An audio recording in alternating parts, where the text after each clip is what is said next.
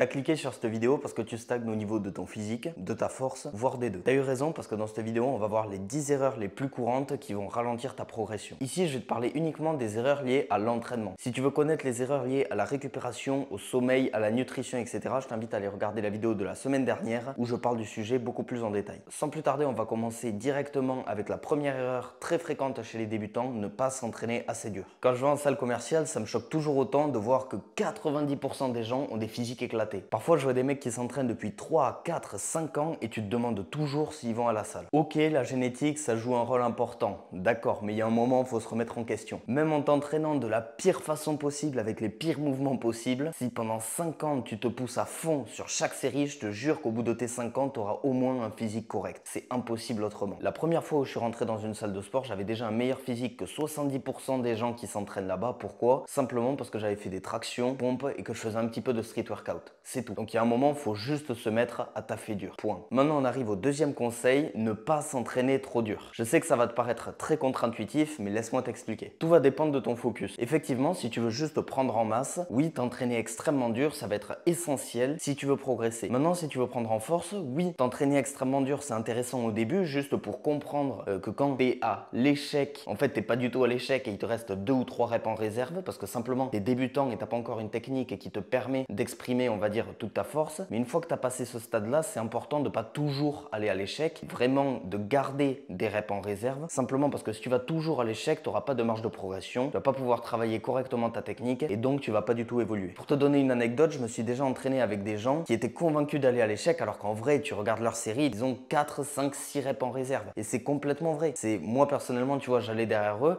je les encourageais et les mecs, tu voyais qu'ils passaient de 8 reps à 12. Et en fait, c'est juste une question que il faut que tu aies quelqu'un qui t'encourage ou quoi que ce soit quand tu es débutant, parce que peut-être que tu n'y arrives pas trop, peut-être que ta technique elle est pas trop bien, etc. Donc tu peux pas encore exprimer correctement ta force. Il y a plein de facteurs, mais concrètement, oui, quand tu es débutant, de mon point de vue, c'est très important que tu t'entraînes dur pour comprendre du coup cet aspect voilà, des reps en réserve, etc. de quand est-ce que je suis vraiment à l'échec et quand est-ce que je pense être à l'échec. Et une fois que tu as vraiment assimilé ça et que tu as une vision objective de quand tu es à l'échec, quand tu n'y es pas, quand tu as 1, 2, 3 reps en réserve, là à ce moment-là, c'est intelligent de réduire un petit peu l'intensité et de travailler davantage sur ta technique parce que ça va t'apporter beaucoup plus sur le long terme. Si je te dis ça aujourd'hui, c'est parce que j'ai fait énormément d'erreurs moi-même par le passé où vraiment je passais des séances, des semaines, des mois et des mois à travailler à l'échec, etc. à bourriner et je comprenais pas pourquoi j'augmentais pas. Ben justement, c'est parce qu'en fait, en force, quand tu es trop proche de l'échec, ben, tu as juste ta technique qui se dégrade. C'est juste la nature du truc en fait. C'est plus tu es proche de l'échec, plus ta technique se dégrade. Si ta technique se dégrade, tu n'auras pas un transfert technique sur ta prochaine séance. Vu que tu n'auras pas un transfert technique sur ta prochaine séance, tu vas pas être efficace, on va dire, sur ta prochaine séance. Et en fait, c'est un cercle vicieux. Tant que tu travailles pas correctement ta technique et que tu n'apprends pas également à pousser quand même avec une bonne technique, tu vas pas prendre en force. Donc c'est super important en force. Moi, ce que je te recommande, c'est toujours de travailler entre 3 et 1 rep en réserve. Ne va jamais à l'échec, mais essaie quand même de garder un minimum d'intensité où tu as un maximum de 3 reps en réserve. Troisième chose à comprendre, toutes les séries ne se valent pas. Tu peux être aussi fort que tu veux sur ton 4x4, tu n'auras pas tes meilleures performances sur ce format-là. Pourquoi? Parce qu'en fait, ta première série, elle est limitée à la charge que tu peux mettre sur la dernière. Parce que tu fais un 4x4 à la même charge. Ok. Ce que tu peux faire à la place, par exemple, c'est intégrer un top set, donc où en fait, volontairement, tu vas mettre une série un petit peu plus haute que les autres, donc j'en sais rien. Là où normalement, tu fais un 4x4 à 170, là, tu vas mettre une x 4 à 175 et derrière, tu vas faire 3 backdowns à 165. C'est un exemple, ce que je te donne, c'est pas une question de 5-10 kg, etc. Ça dépend forcément d'énormément d'athlètes, mais c'est juste pour te donner un exemple. La première série, tu vas la faire plus haute où en fait tu vas volontairement, en fait ça va te donner un focus pour l'entraînement où tu vas vraiment pousser à fond. Et si la technique est pas exceptionnelle, c'est pas très grave. Il faut que tu aies une bonne technique, mais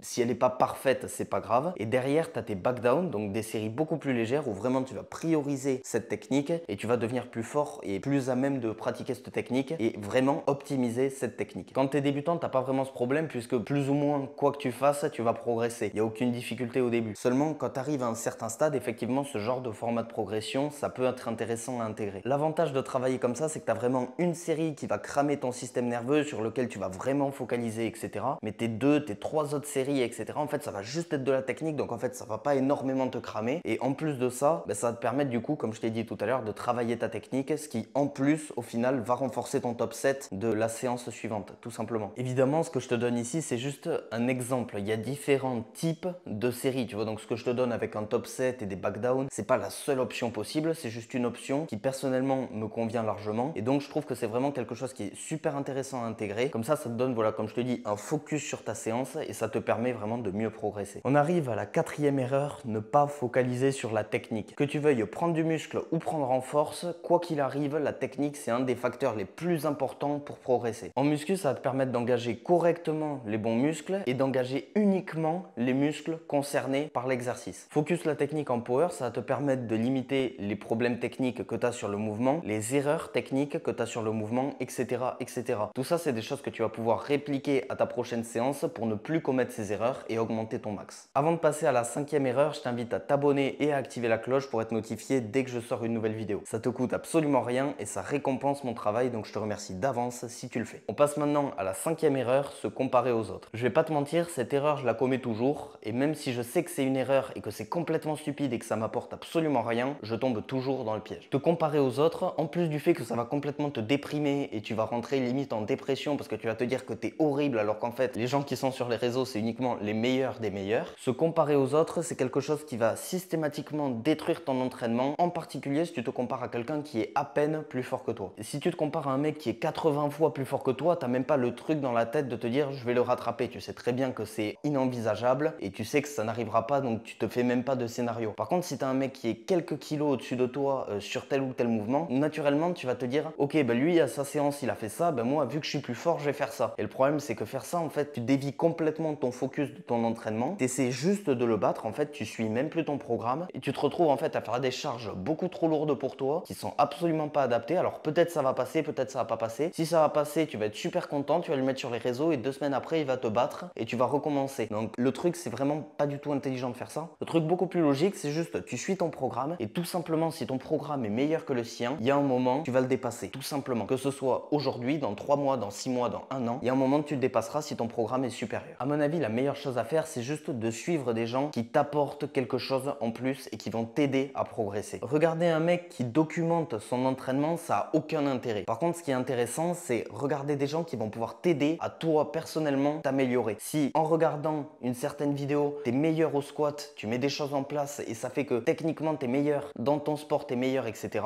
Ça, c'est une chaîne à regarder. Concrètement, moi, tu vois, j'ai un mec que je suis. Pour tous les mecs qui parlent anglais, je lui fais une petite pub quand même. Brazos Valley Strength. Donc, je mettrai le titre sur la vidéo. Simplement, c'est un mec qui m'a appris énormément de choses. Donc, je regarde énormément ses vidéos. Et c'est un gars qui est vraiment très axé powerlifting. Donc, ouais, voilà. Le seul problème, c'est que c'est une chaîne américaine. Donc, forcément, si tu parles pas anglais, c'est dommage. Mais vraiment, ouais, pour tous ceux qui parlent un petit peu anglais, je vous recommande très fortement sa chaîne. Parce que sa chaîne, elle est vraiment parfaite, honnêtement, au niveau du powerlifting, de ce qu'il dit, etc. C'est un mec qui est très calé. Donc, je tiens vraiment à lui faire sa pub. Sixième erreur, ne pas faire de renfort. Les gens qui font de la force et qui ne font jamais de renfort, désolé de vous le dire, mais vous êtes débiles. Je sais pas à quel moment tu peux te dire que ça a du sens de développer ton dos, par exemple, de façon optimale en faisant uniquement du deadlift. Pour moi, ça n'a aucun sens. C'est clair que si tu fais jamais de renfort ou que tu progresses jamais sur ton renfort, faut pas t'étonner de stagner. Un muscle plus gros, c'est un muscle plus fort. Et travailler différents muscles de différentes façons avec différentes machines et équipements, c'est pas optionnel, c'est nécessaire. Si tu traites ton renfort avec autant de sérieux que tu traites ton SBD, je peux t'assurer que ton physique il va très rapidement changer et tes performances sur ton squat, bench, deadlift vont très rapidement augmenter. Septième erreur, ne pas s'échauffer correctement. Je vais pas m'attarder sur cette erreur parce que ce sera le sujet de ma prochaine vidéo, mais pour résumer, échauffe-toi correctement. Je sais que c'est pénible, que tu le fais 5 minutes et que tu te précipites sous ta première barre, mais pose-toi la question 2 minutes. Est-ce que tu penses que c'est intéressant de prendre ce risque de potentiellement arriver sous une barre, te blesser, ne pas pouvoir t'entraîner pendant 3, 4, 5 mois et ensuite tu vas être là, tu vas te dire ouais mais attends mais c'est pas normal, je progresse pas. Ben forcément tu progresses pas parce que tu es blessé, parce que tu t'es pas échauffé, c'est normal. Maintenant si tu t'échauffes ne serait-ce que 10 à 15 minutes correctement, non seulement tu vas réduire tes risques de blessure, donc tu vas considérablement les réduire, mais en plus tu vas augmenter tes perfs. Parce que oui, s'échauffer ça peut aussi augmenter tes perfs. Si tu vas sur un squat mais que tu n'as pas activé au préalable tes fessiers, tu vas pouvoir produire beaucoup moins de force puisque tu auras un groupe musculaire en moins. Pareil si tu fais pas un travail de mobilité par exemple, si tu es quelqu'un qui a du mal à avoir la depth et à vraiment à casser la parallèle arriver en bas de ton squat, effectivement travailler un petit peu ta mobilité pour t'assurer d'avoir d'avoir cette depth, ça peut être rentable parce que du coup ça peut t'assurer d'avoir la depth sur l'intégralité de tes séries. Donc que ce soit pour limiter tes blessures ou augmenter tes performances, choisis la raison que tu veux mais échauffe-toi correctement. Huitième erreur, ne pas toujours s'entraîner dans les mêmes circonstances. Que ce soit en muscu ou en force, c'est ultra important d'avoir une régularité, donc au niveau des horaires, au niveau de ce que tu manges avant l'entraînement, de tes échauffements et de ce que tu fais de façon générale pendant ton entraînement. Si tu changes d'entraînement d'une semaine à l'autre, tu vas pas pouvoir traquer tes résultats et donc tu vas forcément limiter tes progrès étant donné que tu changes complètement ton focus. Donc après, il faut que tu te réhabitues à cet entraînement, à ce programme, etc.